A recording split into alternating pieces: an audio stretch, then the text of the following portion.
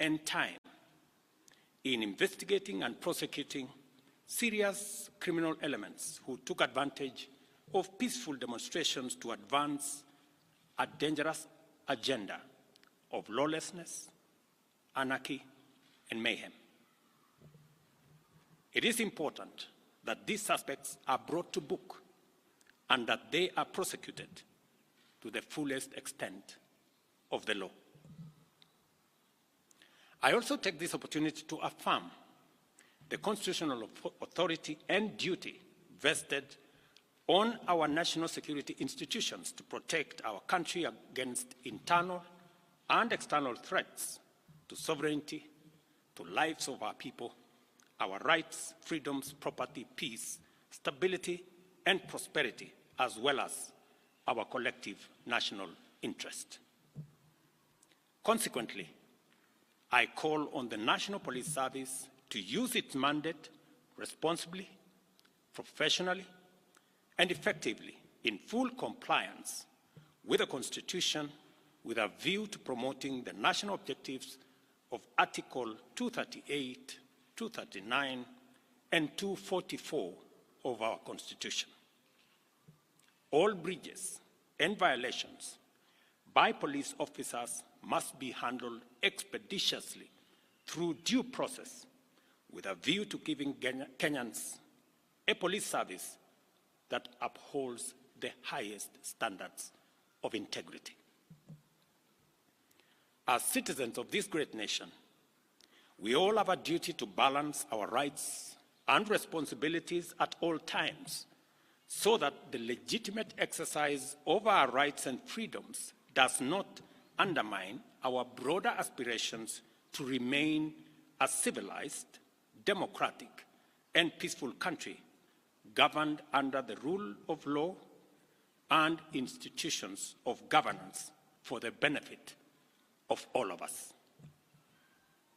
Over the last 1 month, the livelihoods and property of many innocent people have also been destroyed, plunging them into destitution and jeopardizing the welfare of their dependents. The government of Kenya will equally take measures to support these Kenyans on the path to recovery of their businesses. I direct the relevant ministries to obtain, verify, and provide accurate data to facilitate appropriate government action within the next 30 days. I want to give the people of Kenya an assurance that our government listens to them and that for the last 1 month, I have led the government in engaging and listening to citizens from all walks of life as they express themselves in different forums and on various platforms. What has emerged as the foremost national concern requiring urgent and decisive action is the vexing matter of corruption and the non-negotiable desire for accountable leadership and integrity in governance. I have this to say to Kenyans. I have heard you, and I have heard you clearly. Consequently, the following measures shall be taken to accelerate progress to achieving the objectives stated by the people. Number one, I will be proposing amendments to the Evidence Act and the Criminal Procedure Code, among other necessary legislative amendments to all statutes relating to corruption, to expedite investigations and prosecution of corruption and economic crimes cases, and provide for their conclusion within 6 months. We shall also be proposing amendments to the Witness Protection Act to overhaul the statutory and institutional framework to protect and incentivize whistleblowers and enhance witness protection, making it easier and safer for citizens to come forward and report corruption as well as other criminal activities. Number 3, within 90 days, we shall propose amendments to the Public Finance Management Act and Public Procurement and Disposal Acts to overhaul the institutional and operational framework of public procurement, which has been identified as the epicenter of corruption, conflict of interest, and abuses of office in the public sector, with a view to deploying digital infrastructure within the next 6 months.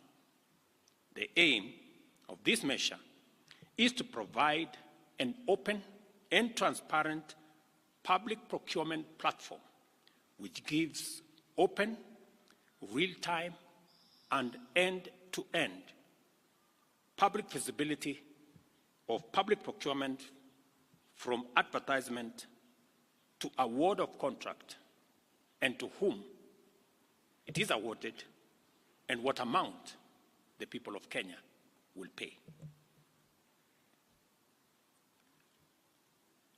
Number 4,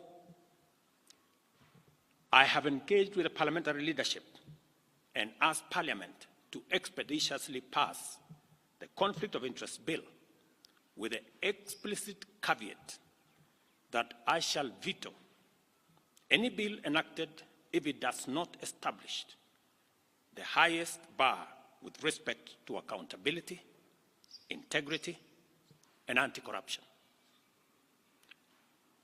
I will make full use of the power given to me under Article 115 of the Constitution to make sure that the bill meets the appropriate standards set out in the original bill.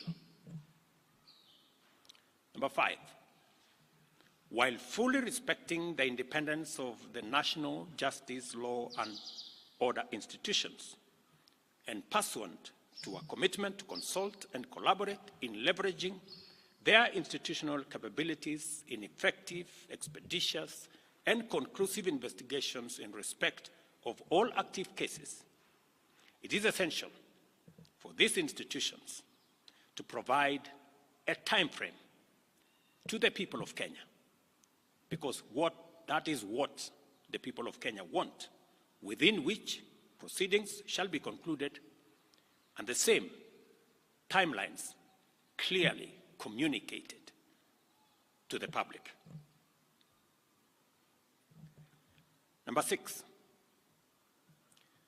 about 400 billion shillings is spent on tax expenditure every year, especially on VAT refunds, a process that is largely opaque and with limited accountability. Within 90 days, I will be working with Parliament to provide a legislative and regulatory framework to make this process transparent, open, and accountable, with a view to reducing this huge public expenditure and direct savings from this exercise to the productive sectors of our economy. This is going to be a very important exercise of engaging Parliament in consultations with the people as to whether it is right for us to spend 400 billion Kenya shillings every year collected from the people of Kenya to pay a few companies on matters of VAT refund. Number 7, the government will also work with Parliament to tighten legislation to reduce and eliminate imports of goods and products already manufactured in Kenya, so as to promote our value addition, our manufacturing, and industrialization program in our quest to create more jobs, create more opportunities, and create wealth in our nation. We must have a national conversation as to whether we want to be a supermarket for products from other countries, or we want to produce products that we already have manufacturing capacity in Kenya.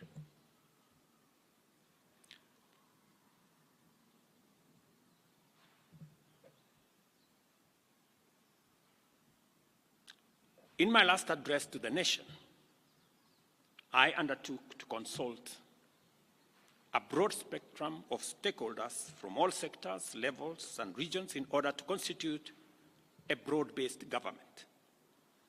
In line with this undertaking, I will be forwarding additional names to Parliament for vetting prior to appointment based on the understanding of the Cabinet's essential role in driving the transformational agenda that makes Kenya a better, more just, and more prosperous nation for all of us.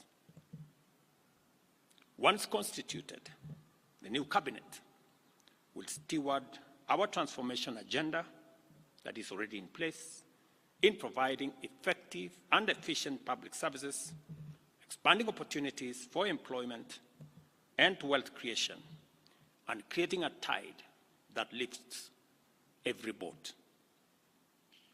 Our collective ambition is to turbocharge the performance of our economy to achieve our universal health coverage, which ensures that no one is left behind or impoverished on account of healthcare costs.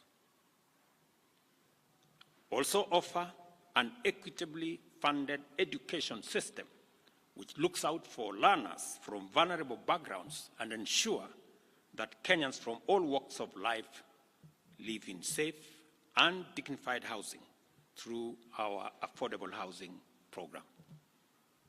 Additionally, our transformation agenda commits to provide reliable clean water, last-mile connectivity of electricity, and to secure more business opportunities for enterprises and employment opportunities for our young people, both here at home and abroad.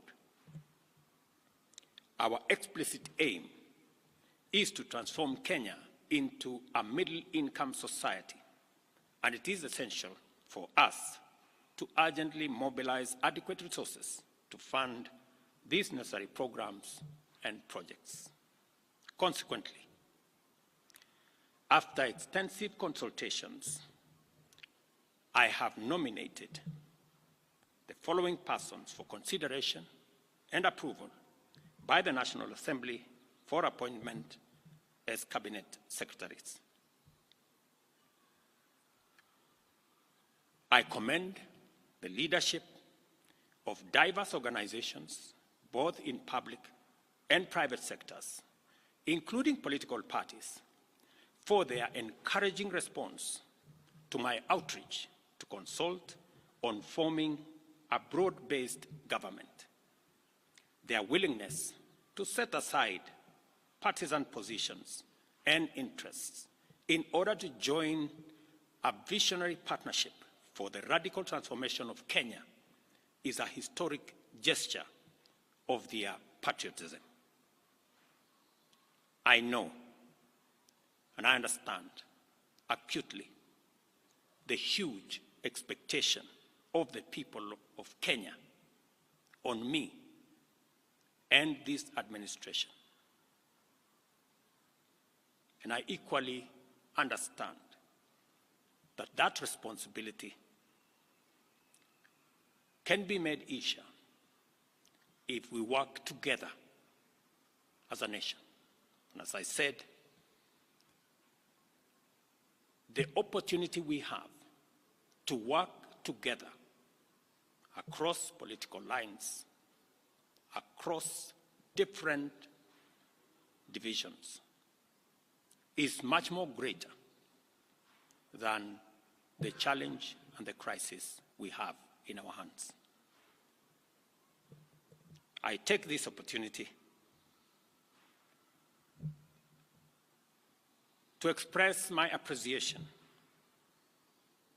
for their commitment and reiterate my pledge to engage alongside them in a national conversation that is inclusive, citizen-centered, and aimed at consolidating and accelerating the actualization of inclusive growth and national transformation.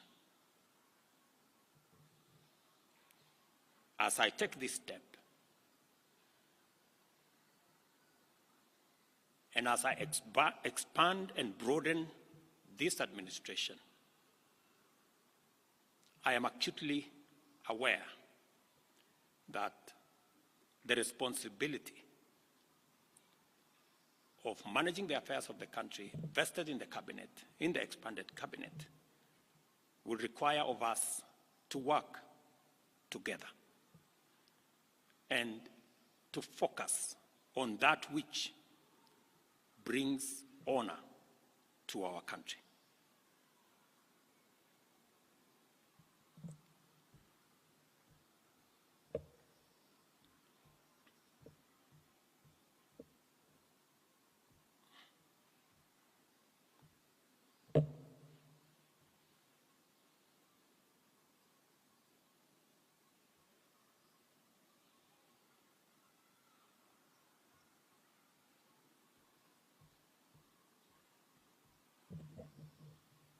I will shortly give you the list of my nominees.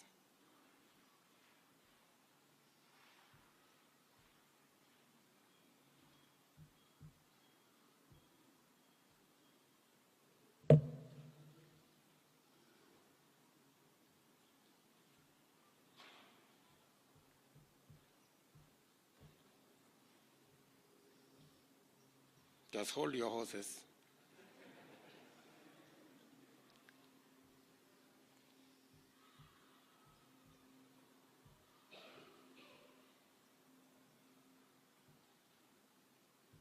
Just hold your horses. Great.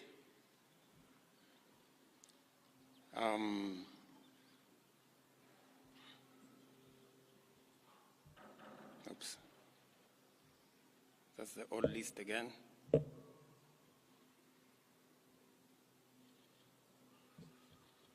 Where did it disappear?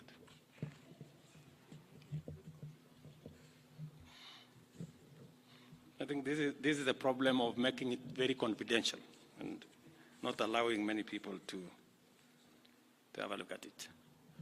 As you're all aware, the list I sent to the National Assembly, I have since amended so that Roslinda Soipan Tuya now goes to the Ministry of Defense. The Honorable Aden Bare Duale moves to Environment, Climate Change, and Forestry. I have now forwarded the name of John Mbadi Ngongo to the Ministry of National Treasury and Economic Planning. Salim Mvuria Mgala, Ministry of Investment, Trade and Industry. Ms. Rebecca Miano, Ministry of Tourism and Wildlife. The Honorable James Opio Wandai, Ministry of Energy and Petroleum. The Honorable Onesimus Kipchumba Murkomen, Ministry of Youth Affairs, Creative Economy and Sports. The Honorable Hassan Ali Joho, Ministry of Mining, Blue Economy and Maritime Affairs. The Honorable Dr. Alfred Nganga Mutua, Ministry of Labor and Social Protection. The Honorable Wycliffe Ambetsa Oparanya, Ministry of Cooperatives and Micro, Small and Medium Enterprise Development. The Honorable Justin Bidan Njoka Muturi, Ministry of Public Service and Human Capital Development. Madam Stella Soy Langat, Ministry of Gender, Culture, Arts and Heritage. I am still working on the other pending nominees, and I will be announcing them shortly. Thank you very much. God bless you. God bless our great nation, Kenya. Asanteni sana.